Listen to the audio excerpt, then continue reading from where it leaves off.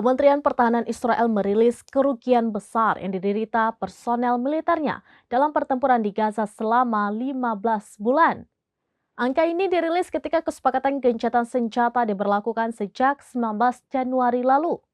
Melansir Anadolu via Tribun News pada Rabu 29 Januari 2025, Kemenhan Israel mengumumkan lebih dari 15.000 tentara terluka dalam perang sejak 7 Oktober 2023 silam.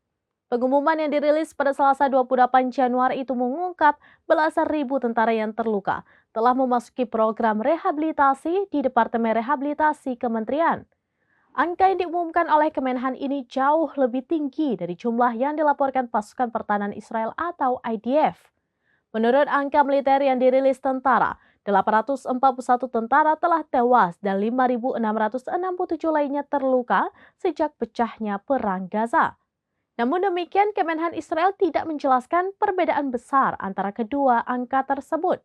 Sebagaimana diketahui, gencatan senjata mulai berlaku di Gaza sejak 19 Januari. Dengan kesepakatan itu, IDF menghentikan operasinya secara total, begitu pula dengan kelompok Hamas. Pertukaran sandera Israel dan tahanan Palestina juga dilakukan sebagai bagian dari kesepakatan.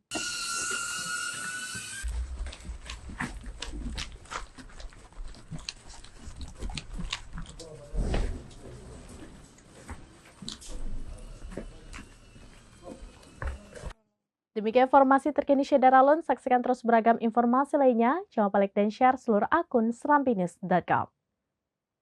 Download Tribun X sekarang, menghadirkan lokal menjadi Indonesia.